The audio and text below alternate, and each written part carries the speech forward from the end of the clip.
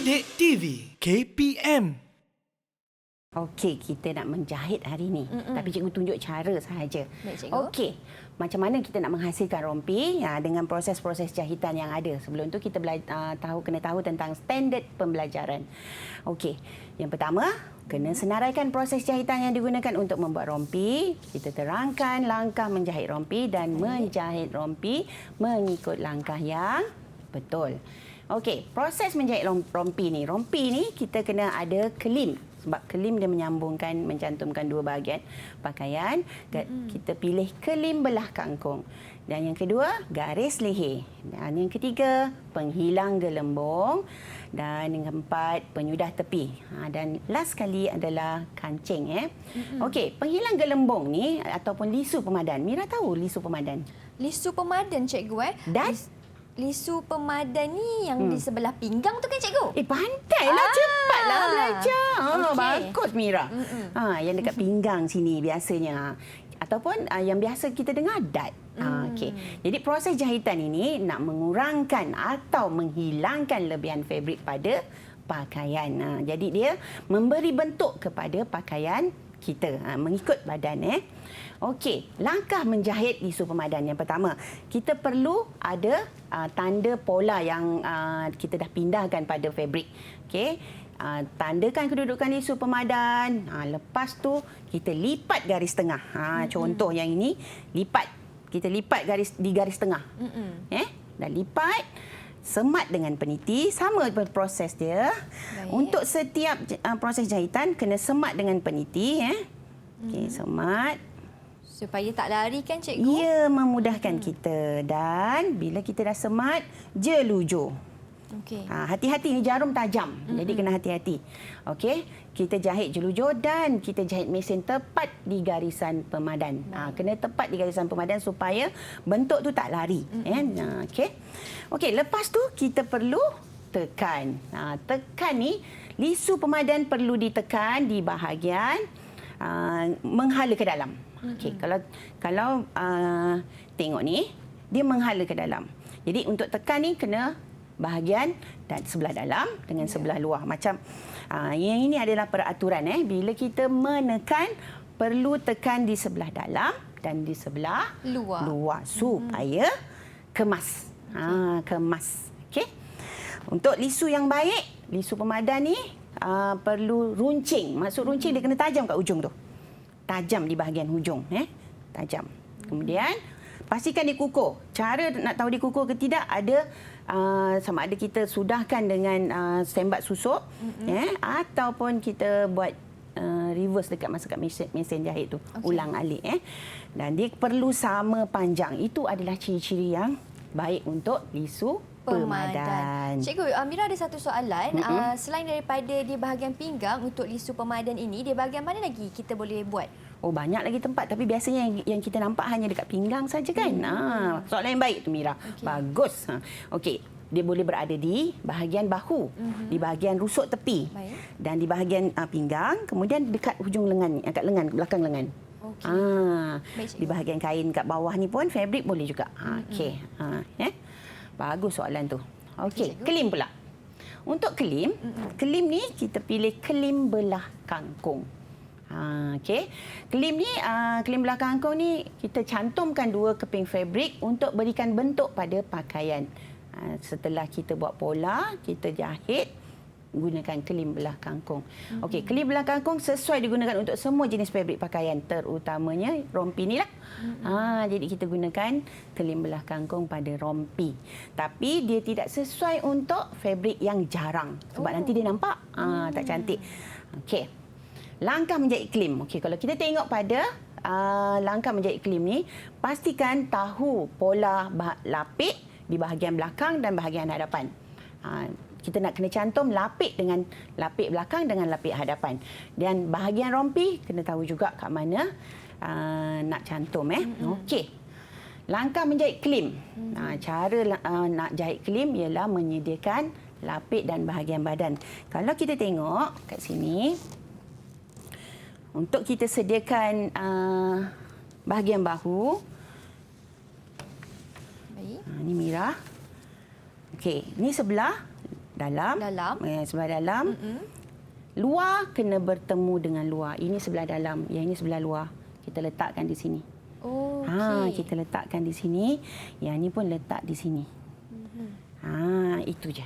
Luar bertemu dengan luar, cikgu. Luar bertemu luar, jadi kita jahit di sebelah dalam. Okey. Bila kita jahit di sebelah dalam, itu yang menghasilkan kelim tu di sebelah luar tu dia bercantum. Dia tak nampak lah Betul. lebihan kain tadi. Betul. Okey, cantumkan bahagian bahu. Okey, proses yang sama juga. Semat dan jelujur. Lepas tu, buka peniti, jahit mesin. Kemudian, buka jelujur dan Kita tekanlah. Wah, kita. pandai. Yang itu. Bagus. Jadi, hasil kita akan lebih kemas bila kita setiap kali proses jahitan akan kemas. Okey, ciri-ciri kelim belah kangkung yang baik. Okey, ciri yang baik adalah kelim yang dipilih sesuai dengan fabrik. Tadi rompi tu memang sesuai lah dengan kelim belah kangkung. Kemudian lebar tu kena sama keseluruhan. Dan kelim perlu tekan rata. Okey.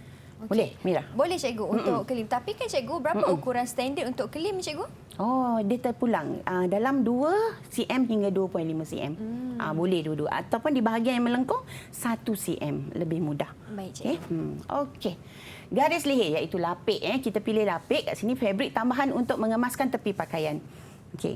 Jadi kalau kita tengok lapik di sini, cikgu dah siapkan. Okey. Dah cantum tadi. Okey, ni cantuman tu. Okey. Lapik telah dicantum dah dicantum. Kemudian lapik ni kita boleh sudahkan sama ada sebelah luar ataupun sebelah dalam. Tapi untuk yang ini kita sudahkan di sebelah dalam Okey. Mencantum bahagian badan dan lapik. Okey, cara nak cantum bahagian badan dan lapik. Okey, tu dia. Sikit. Sama juga, kena di ruangannya kena rata kan, cikgu? Ya, kena rata supaya kita nampak dia punya fabrik yang kita nak cantum. Baiklah. Cikgu dah cantumkan dah tadi dan kena jahit di bahagian sini. Sini. Ya, kalau dapat Mira tengok, nampak Mira? Nampak, cikgu? Okey, kita cantumkan dekat bahagian lengan, lubang lengan dan di bahagian leher. Seperti biasa, kena jelujur dahulu. Kemudian baru kita jahit mesin. Okey. Proses yang seterusnya adalah bila kita cantumkan ini. Sini. Kita nak terbalikkan. Ni. Supaya dia di bahagian sebelah dalam. Caranya, ambil yang hujung, tolak masuk. Okey, ambil ujung, tolak masuk ke dalam. Ya. Tolak masuk dalam. Okey. Lubang ni bukan lubang. Okey. Kita tarik. Dah dapat. Ada juga cara dia, cikgu. Ya. Tapi tadi cikgu lupa. Kita kena trim. Trim. Maksud trim ni, gunting di bahagian leher ataupun yang sudut yang melengkung. Kita trim, kita buang ni. Kenapa kena trim tu, cikgu? Yang bahagian melengkung ni bila kita terbalikkan nanti dia lebih cantik. Okey. Dah trim, kita perlu mana cikgu punya alat? Okey. Kita perlu snip. Snip ni dalam ukuran 1 cm. Okey. Okey. Trim dan snip. Ya, trim dan snip. Okey, tadi dah terbalikkan satu bahagian. Kemudian kita terbalikkan lagi satu bahagian. Baik. Nak tengok betul-betul ni macam mana terbalikkan. Besok nak pakai kan, Mira? Cara terbalikkan pun ada caranya juga murid-murid di rumah. Okey, dah terbalik dah tu. Okey, lepas kita dah terbalikkan, apa yang perlu kita buat? Kita kemaskan dan tekan dengan seterika supaya dia nampak lebih kemas. Ya, supaya dia nampak lebih kemas. Tekan dengan setrika. Hasilnya adalah begini. Okey. Wow. Jadi dia dah bahagian luar dah. Okey. Okey. Ini untuk lapiknya lah. Lapik bahagian yang dalam ni. Okey. Lepas tu kita cantumkan kelim rusuk.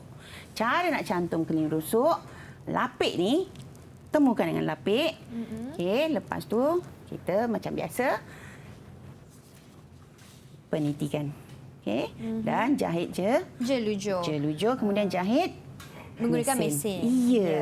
Sama je langkah dia kalau kita Ya. tengok ulang-ulang yang sama. Cuma walaupun sama tetap kena cakna lah supaya tak berlaku kesilapan. Ya, supaya nanti ada pula yang terbalik. Salah. Betul. Okey, masih lagi. Ni bahagian rusuk. Okey. Okey. Ini kita mencantum kelim di bahagian rusuk. Okey, kemudian jahit mesin. Okey. Jahit mesin. Okey, sorry. Cikgu jahit mesin jap ya. Okey, ini cikgu nak jahit mesin lah bila cikgu dah sematkan dengan jarum peniti dan juga buat garisan jelujur. Yep. Okey. Kejap Boleh cikgu.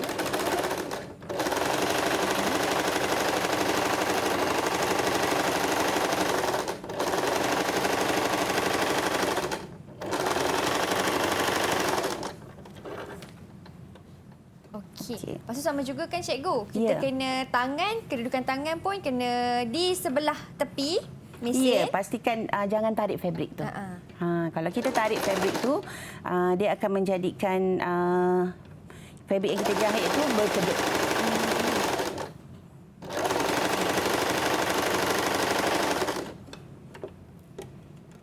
Sikit lagi. Ya, sabar je. Sekejap je jahit ni. Okey. Okey. Kemudian kita gunting. Pastikan bila kita gunting benang, gunakan gunting penetas ni sebab takut tergunting. Tergunting kita punya fabrik nanti. Ya, pandai tergunting fabrik kita. Okey. Okey, dah jadi dah. Okey, ni hasilnya. Selepas tu, apa yang perlu kita buat adalah penyudah tepi. Penyudah tepi ni kelepet. Gunakan kelepet lurus. Yang ini adalah proses mengemas tepi di bahagian bawah ni. Di bahagian bawah. Okey. Cara nak kemaskan hujung kelepet ni, dia ada sebenarnya ada 2 atau 3 cara. Tapi ini cara yang pertama yang cikgu tunjuklah. Kemaskan hujung kelepet dengan di sebelah luar. Kemudian jelujur, jahit mesin, samalah. Dan trim terbalikkan ke sebelah dalam. Okey. Kita tetapkan kedudukan kelepet ini. Dudukan bila kita dah tekan ni, tetapkan kedudukan kelepet dengan yang pertama jahit sembat, susuk, jahit sembat ataupun jahit silang pangkah atau jahit mesin. Ya. Kalau Mira pilih yang mana? Kalau Mira pilih jahit silang pangkah cikgu. Baguslah. Tapi tu sukar sikit. Nak lebih mudah jahitan mesin lah. Senang. Sekejap je. Sekejap je siap kalau ni. Ya. Okey, pilihan terbaik Mira. Bagus. Okey, cikgu. Okey. Dah kita tetapkan lapik. Nak tetapkan lapik, kita perlu tetapkan dalam kadar 10 cm hingga 12 cm dengan silang pangkah kelompok. Okey, silang pangkah kelompok dia berada di bahagian tertentu. Kita jarang buat jarak lah seperti dalam gambar tu. Baik. Okey. Itu dia cikgu Okay.